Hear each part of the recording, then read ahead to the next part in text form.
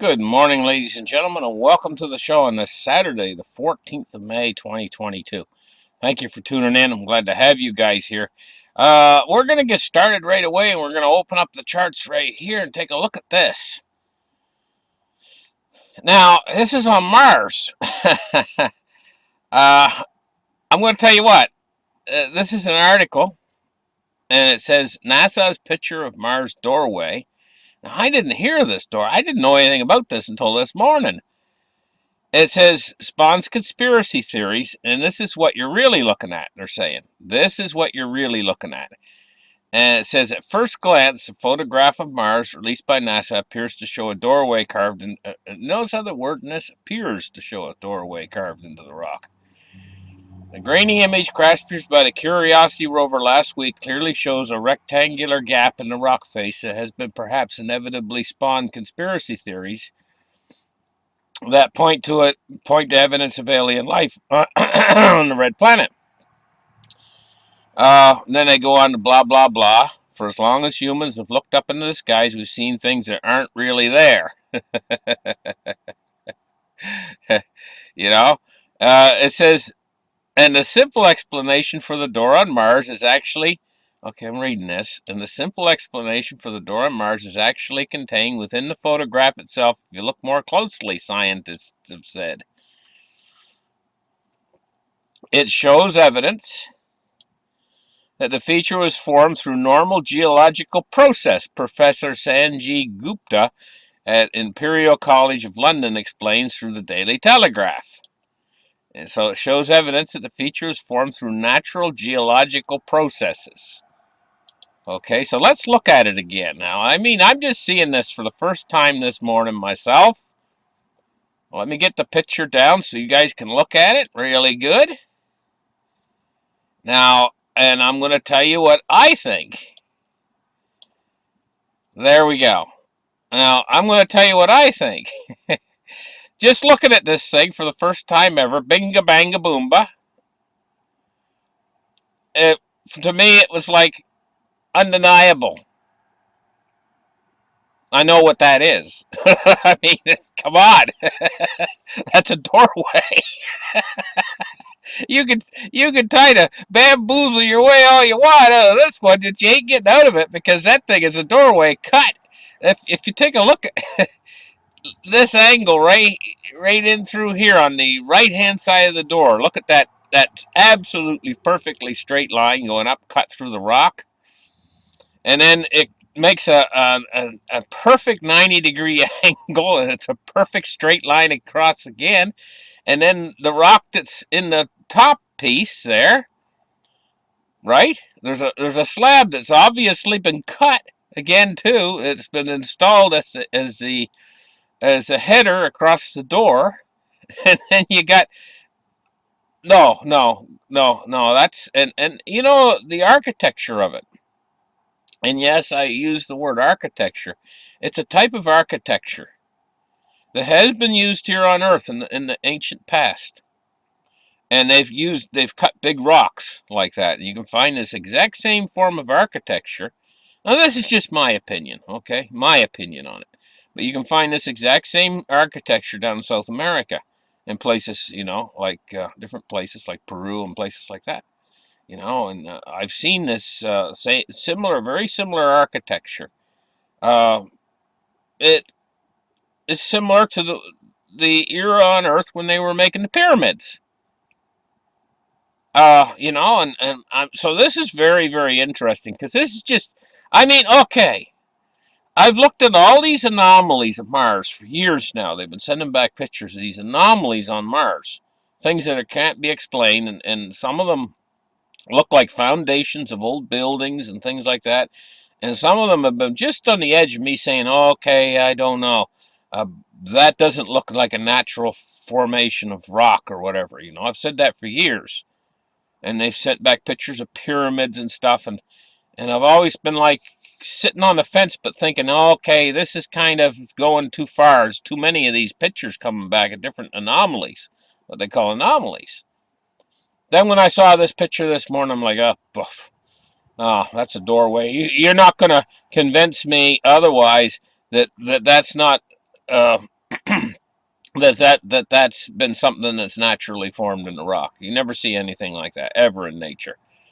Ever, ever, ever. I mean, it's just like the odds of nature building something that looks like architecture just on its own is like, I'm not going to say it couldn't ever happen, but the odds is like 1 trillion zillion bazillion to one that nature could build something that would look so much like an actual doorway. I mean, come on. Okay, so I'm not going to argue anymore about this. I want to talk about something else. Uh, I'm going to talk about what's going on, over in China and Russia and so on, You remember we were in a trade war with China. And China and Russia for a long time have been looking for a way to destroy the dollar. China's been working at it for a long time. They were working at it for a long time. But this war in Russia started up, and it seems like it's really accelerating the demise of the dollar. Really bad right now. We got massive problems. But China is thinking about, they're taking their eye, and they got their eye right on Taiwan. And there's talk right now about China might invade Taiwan. Well, Russia had their eye right on Ukraine before they invaded Ukraine. Now, I've been talking about this for years, talking about a Russian invasion of Ukraine. I was one of the first ones on YouTube here saying that the Russians might invade Ukraine. 5 years ago, for crying out loud. I was saying there's a danger of the Russians invading Ukraine. And I was talking about how they might do it. And and just exactly what the effects might be and all this kind of stuff. I was talking about it years ago. I've been forecasting this for years, if you guys been following my channel. And I actually got ridiculed quite a few times, and people saying, well, some people said, well, you should stick to what you're good at, finance. You shouldn't talk about the geopolitical or whatever, the things that are going on, like about wars and stuff. But I warned about this for years. And I'm going to talk about Taiwan right now and China. I'm going to tell you what. China is watching what's happened to Russia. And you ever watch? I think China was right on. I think China was right on. They were going to head toward Taiwan months ago when Russia, they probably was going to be a 1-2 punch or whatever. Probably Russia would take Ukraine, China would take Taiwan or whatever, right? And there's been a delay. And the delay is China's sitting back and they're watching what's happened to Russia. I'm going to tell you what, the best way to keep them from moving into Taiwan is make it very, very difficult for Russia in the next few months. And it seems like that's what the United States is doing. Now, I know I might take a bit of flack for that, but if you make it easy for them, then China's going to say, hey, it's going to be easy for us too, and they'll head right into Taiwan. And I'm going to tell you what, can we really afford to have all the Chinese goods cut off, like the Russian goods have been cut off, some sort of a massive sanctions put on China, and you can't buy any Chinese shoes anymore, you can't buy any Chinese auto parts or anything. I'm going to tell you what, we would be sitting here over here in this country here, and it would be a drastic effect upon our lives, and stuff. Things were good back before when Russia and China were over there, and we had all kinds of McDonald's in Russia and everything, and we were doing trade with them, and then trade with China, and the world was like running along smooth like a well-oiled clock. And then all of a sudden these wars start to come out, and we can see the massive effects upon our lives, and you think it's bad now. You don't want to know if China goes into Taiwan just how bad it might get. Not just out of baby formula, out of food period over here. Out of everything. Out of everything that keeps our machine running over here. And maybe that was the plan. Maybe to destroy the dollar too. We might have hyperinflation. Which you have no idea how bad that is. Stinking bad that is. And China, the only thing I think holding China back right now at this point is they're watching what's happening to Russia, and they're saying, oh, maybe we should just, Russia doesn't look good.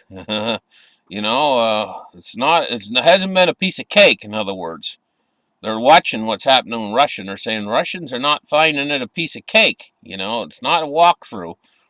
Well, yeah, it might not be a piece of cake, and if they try to move into Taiwan, they might hit resistance like they've never seen before. And there might, how many Russians have lost their kids, into this, and the same thing might happen to Chinese if they try to move into Taiwan. There might be a big trouble, big trouble. So anyway, a lot going on in the world right now, geopolitically.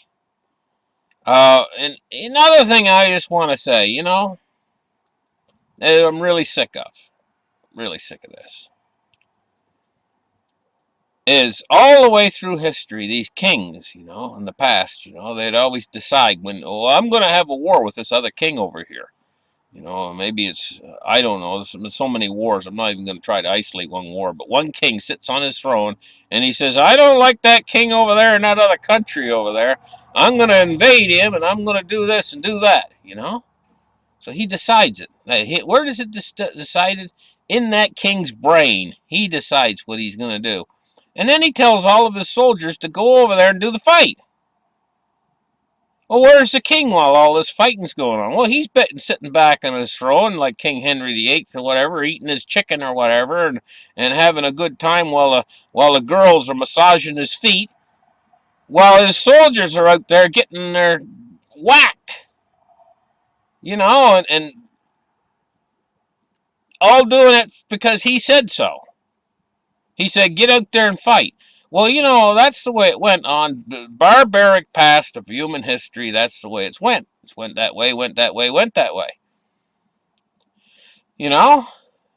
And so they did these wars, and they're still doing the same thing today. The world leader sits back there and he says, well, I don't like this country over here. I want to invade it. Get out there and fight, And they all listen, they all do exactly what he says, and without thinking, well, why should we get out there and fight? Why can't the king do the fighting for us? You know, I mean, let's build a coliseum or whatever, and let's take the kings and let them fight it out. Let them duke it out. They're the guys that have the beef with each other. Why should we do all the fighting? And why should the king put his kids through college and everything and sit back in his luxury, and then says, handle it, get out there and fight for me, die for me, and it's our kids that are dying, not his kids.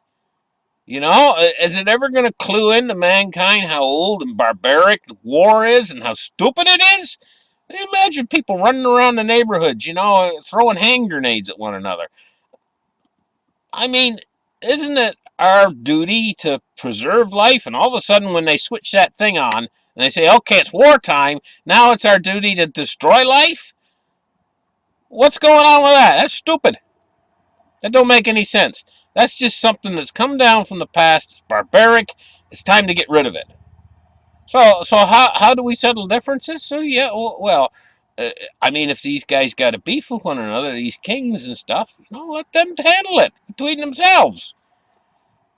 Give them a place to go to do it, whatever they want to do, and then, but us people out here, we just want to raise our kids in a stable environment. We haven't got a stable environment because we got these leaders out there, and they just want to mix it up.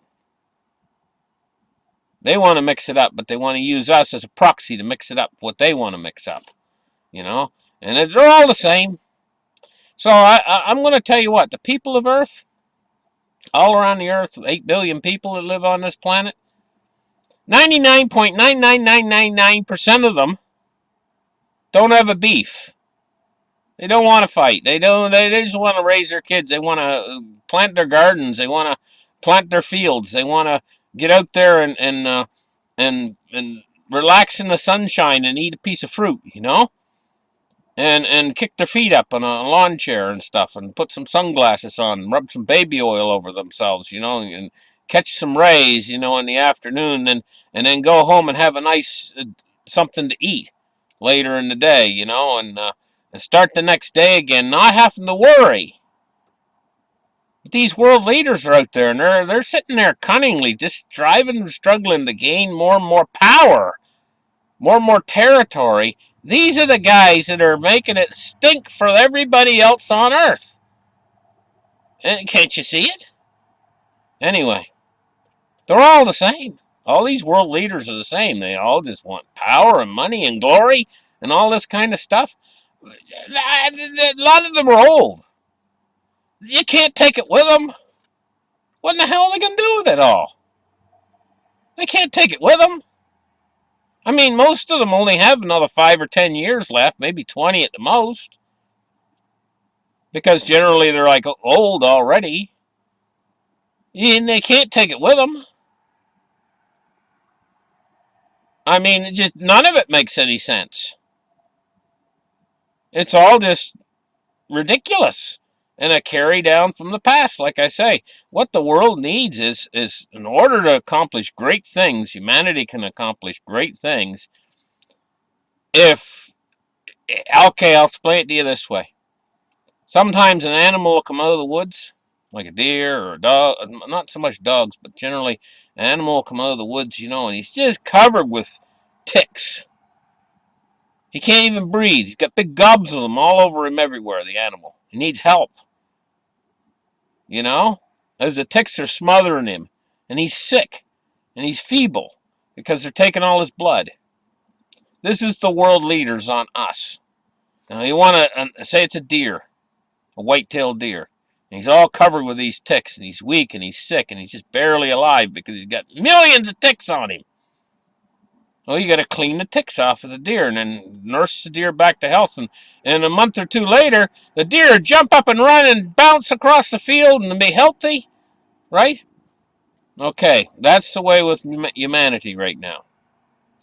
It's all covered with these ticks. And the ticks are the leaders out there. All of them.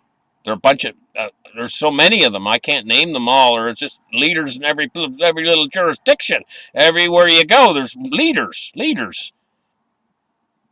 And they're all ticks, and they're all sucking on the deer. And they got it sick, weak, and sickly. And now that's the way we are in the whole world, all of us. We don't realize it, but we're weak and sick. We can't run, and this is humanity reaching its full potential. Humanity has to run.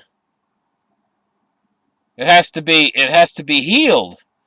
And it has to be able to run and bounce, and that's when we can accomplish great things. That's when we can make the Sahara Desert blossom.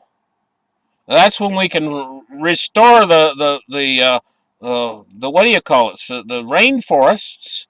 That's when we can clear the air of pollution and stuff and clean up the. We can't do it while we're sick. Anyway, thank you guys for listening to my show. Like and subscribe. We'll catch you guys in the next episode. Bye-bye.